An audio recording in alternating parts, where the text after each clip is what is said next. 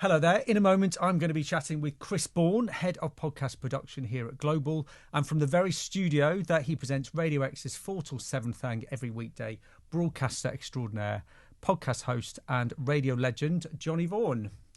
But first, I want to take a few minutes of your time to show how radio and podcasts, far from being competing mediums, can work in tandem to deliver fantastic multi-platform campaigns for advertisers. At Global, we want to connect advertisers to our platforms in interesting, creative and innovative ways. And more, that's including podcasts. Brands want to know how podcasts can work as part of an integrated campaign, as well as being able to kind of book standalone host reads or spot ads as well. Of course, when advertisers are part of their medium, podcasters also want to ensure that their podcasts are showcased at their best. I'm going to share a couple of campaigns that have certainly done just that in a moment, but to give you some context, commercially, we are seeing a new frontier in the way podcasts engage with advertisers, and a solid grounding in radio production and commercial integration has proven invaluable in delivering best-in-class campaigns. More of that, though, when I speak with Chris and Johnny. Before that, some stats, of course. Podcasts are huge in the UK, almost 17 million weekly listens, with over 3/4 of 25 to 34-year-olds most likely to listen on a weekly basis. In the last 2 strange years we've seen certain trends.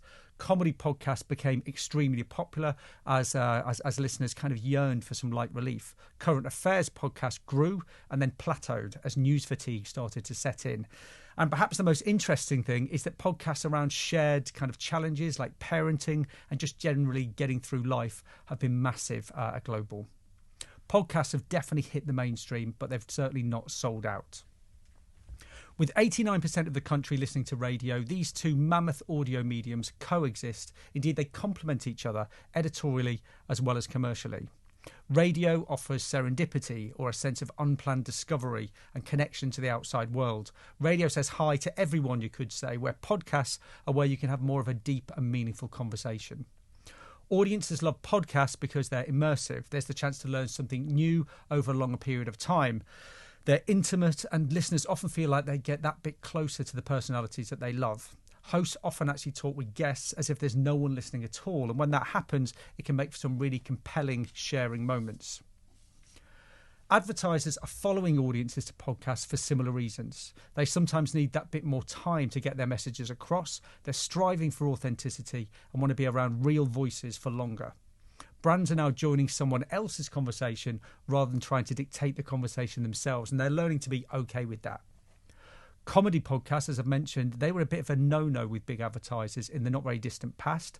You know, what if the host swore? What if they said something controversial? What if the subject matter got a bit racy, for example? This is not the case now. We see brands from every sector flocking to podcasts like My Therapist Ghosted Me with Joanne McNally and Vogue Williams, or Parenting Hell with Josh Widdicombe and Rob Beckett. Believe me, all of these hosts have talked their fair share of personal and sometimes outrageous stories, and that's part of why audiences are coming back week after week. And this honesty and general realness, I think, is drawing more and more big advertisers in. We're actually working with the podcast host to find new ways to integrate advertisers into the fabric of their shows. Podcasts now have the scale, the environment is right. It's the perfect place for brands to have that deeper conversation, especially now when they might want to include their positioning or their initiatives around things like sustainability, diversity, social responsibility, and of course the environment. A good example of how an advertiser did this as part of a wider campaign is with giffgaff. Now, during Pride Month in June last year, giffgaff wanted to kind of show their support for the LGBTQIA+ community by encouraging audiences to pick up the phone and have a chat. We gave a platform to this community across our channels, including videos of these chats and on air with everyone from drag queens to influencers that ran across our radio brand's social channels. Now, the giffgaff activity was actually anchored in extensive partnerships with Capital Extra's Breakfast Show and Capital's Drive programme. These were great at driving engagement and communicating key offer-led messages, but it was within podcasts that we could actually go that bit deeper. So podcasters Susie Ruffle and Lewis Bloom, we brought them in, and they have an incredibly close relationship with their audiences that allows them to engage on a very personal level. So the host-read ads reflected this, with Susie and Lewis offering their own suggestion or advice on topics that affected their community through giffgaff, rather than it just seeming like they were giving some kind of professional endorsement. This is an example of the podcast having a clear and unique role in an advertiser's campaign, while supporting hero content that lived primarily on radio and doing a great job of it. Now, my final example, and a shameless plug, is something we launched at the end of last year, where the podcast itself was the hero content and the surrounding media, including radio airtime and partnerships, were actually utilised to shout about it. Hello there, podcast lovers. It's Sue Perkins here, and I'd like to give you the warmest of welcomes to my brand new podcast. It's all about our hobbies, pastimes, passions, the sort of things we do that make us tick, make us who we are, and influence how we choose to spend our time. Welcome to At Your Leisure.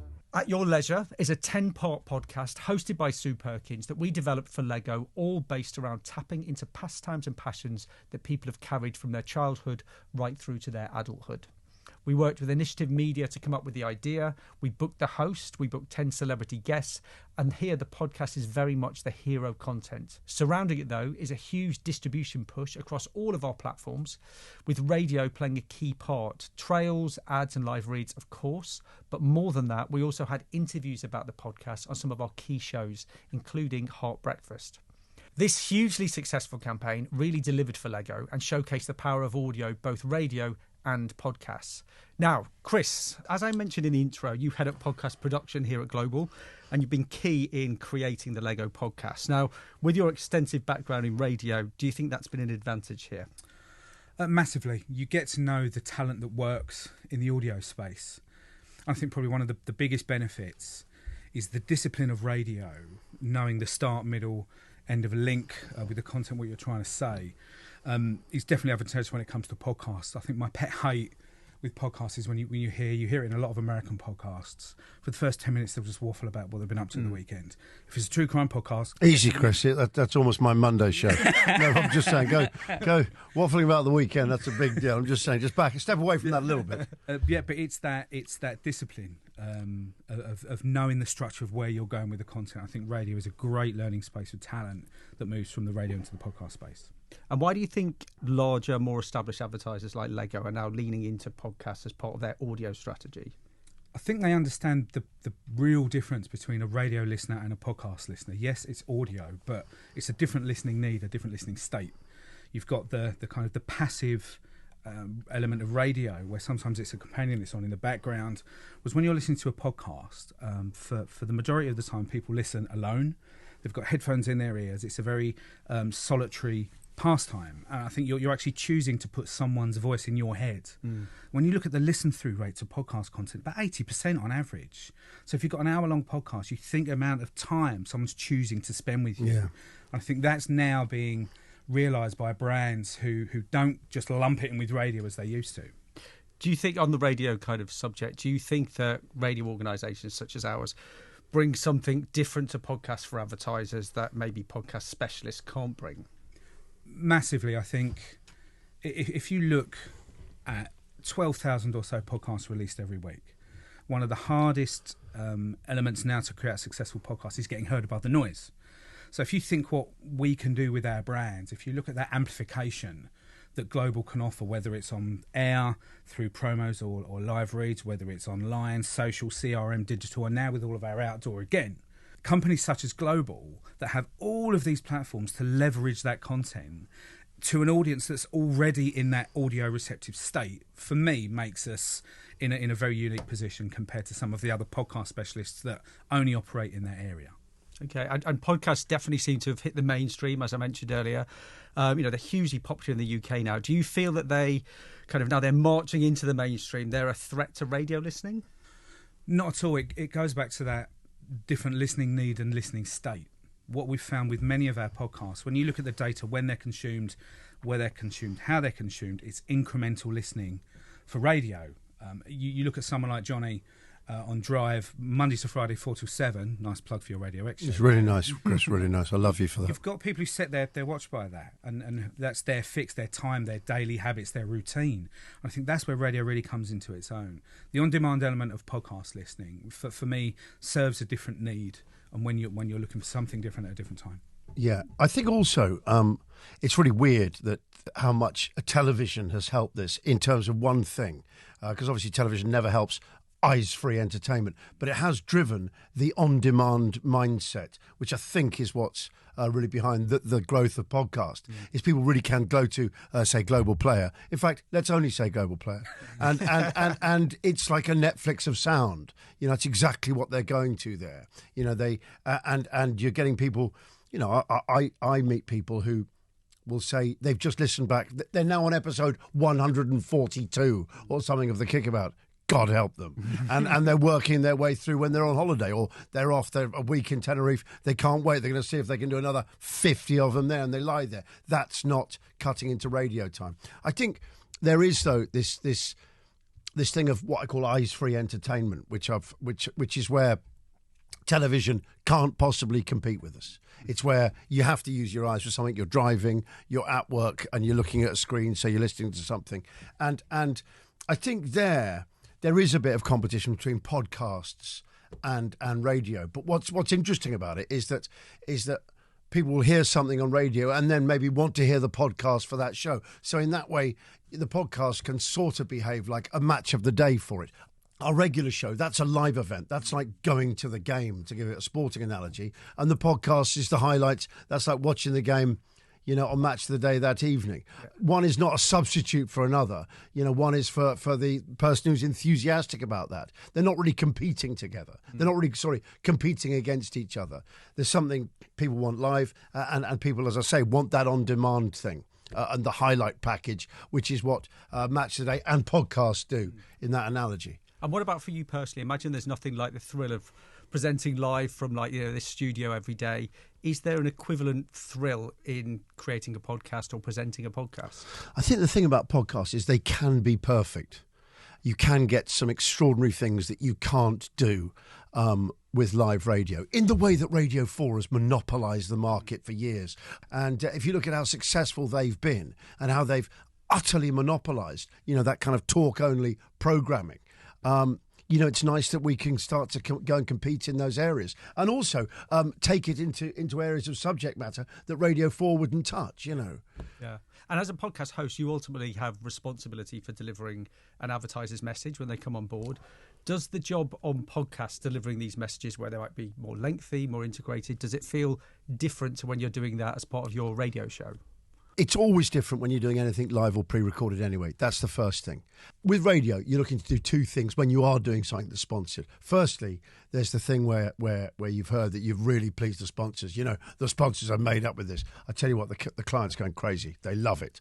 That's really good. But the client generally goes crazy if you produce something that's very entertaining to listen to. So the two aren't mutually exclusive. They're the same thing. You know, you make something that's really entertaining and the client goes crazy because you've made their whatever message they want to get across entertaining. And I think you can do that in podcasts as well. I think that's what reaches into it. But the thing with podcasts is you can make what the client is trying to sell absolutely, you know, kind of integral and the point of the podcast. You take Sue Perkins's Lego podcast. Lego's a pastime. It means by them sponsoring her podcast, it's always within that context that this is a pastime, and that really when we're doing any of the pastimes that Sue discusses with people in that show, it's all one way or another. It's all Lego, is what it's saying.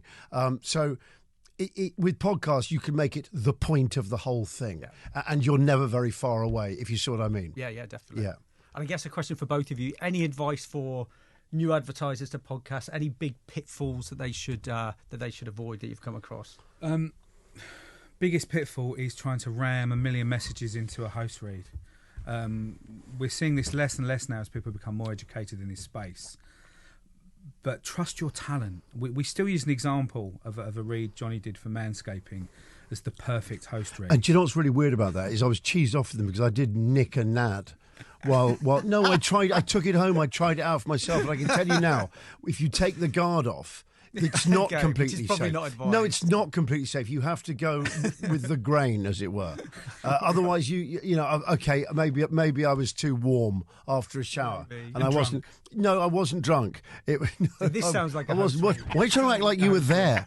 He wasn't there. I was holding I the hope. cards. But yeah, it was so. So if it was a good read, I did it after using it. So what you're getting there is my power as an actor, as a performer, to sell that product. That's that perfect example of trusting the talent. You can smell a mile off when a podcast host picks up a script and they read it verbatim. And it's torture, and it's what the skip button was made for on your podcast platform to listen to. Let your talent make it part of their content. Trust that your talent that you're working with knows their audience better than you, and give them simple messaging to deliver. That's when it's most effective. That's when the talent enjoys doing it. The power of context, really. Is like I was saying with that Lego thing. It's all done. Whatever you're saying is in a Lego world. That's the context of it. So it doesn't matter seemingly what hobby you're talking about. You're on Lego's time, and that's almost a perfect example, really, of what Chris I think is talking about. That's for me. It's the perfect example. So I haven't got to do a read to explain it all because hey, here's the podcast. And it'd be nice if you know, when people are going to sponsor a podcast, they have a think about that. Yeah. They don't just sort of think, "Hey, we want to be advertise. We want our message over something completely unrelated." One other bit of advice that I give to anyone thinking of sponsoring or getting involved: don't be obsessed with new all the time. A new podcast, new talent, starting from zero. Yeah. We have not just there are so many great podcasts out there that have such a loyal audience that can deliver your messaging, whether it be through sponsored special episodes or longer host reads within the show or integrating them into that content. I think sometimes we get lost in this. It's got to be new. It's got to be something new. Totally now new. Is even newer. Yeah. Now new is new. New now. Get new now. New. New now is new. Today new. Get new now. We have so many opportunities within podcasting across the board, across every show, where there is an audience there to include brands in a unique, original way. So please look in those spaces as well. And then just finally for me, just sticking with it, well, actually talking about the new for a second and giving you a bit of a chance to pre-promote. Obviously, you've got 2 podcasts out at the moment. Yeah. I'm hearing whisperings that there's going to be 1 or 2 more. Anything you can share with us now? Chris and I have long been intrigued by people, as well as being intrigued by serial killers. We've also been really intrigued by people who've been abducted by aliens and swear they've been abducted by aliens. And any time you see those people interviewed, it's always by either someone who really wants them to have been abducted by aliens and is just saying it's fact, or someone who's really sceptical who sort of tears them down. And Chris was saying, just interview them just normally. Just hear what they've got to say, making no judgments. Let's find out. So we've got a podcast out that's exactly that. We've got our alien abduction podcast coming out. We've already spoken to one. I think we've got another 2 lined up next week. Yeah. And it's really interesting, just talking with no cynicism or enthusiasm. Just make your best case for why you've been abducted by alien and let the audience do the thinking, which is really what you hope people do in podcasts all the time. Well, brilliant. Keep an eye out for that then. Yeah, we have one more that we're currently working on in the automotive space for any of you automotive agencies and clients out there, which is something that we know that Johnny and I, but it's basically an excuse for Johnny to sit in a studio for an hour, talk about cars. I've had a great idea instead of podcast, one I was trying to call you about, which is Fantasy League grandparents. Not now. Is it not now? Not now. Why? Because we want to give them the ideas before we've got it. Who's that? Who are they? That are watching. Okay, sorry. Sorry. Do you want to talk about that automotive? No, that's it. Okay. Yeah, we've got something automotive coming out, which is tremendously exciting. Brilliant. Because it literally is going for a little motor down memory lane. And on that note, but again, it's simple. Yeah. It's simple. It's just, and that's why people like it, because they'll get it really fast. And also, when you've got something really simple and you've got something advertising, it means you haven't really got to labour their advertising, like the Lego one. And I hate to keep banging, but its simplicity is its genius, is that it just cuts through everything. And it's the best example of how you can use a brand and content. Well, we are out of time. Again, thanks, gents. Chris and Johnny, thanks for your time. Thanks very much. Welcome to you.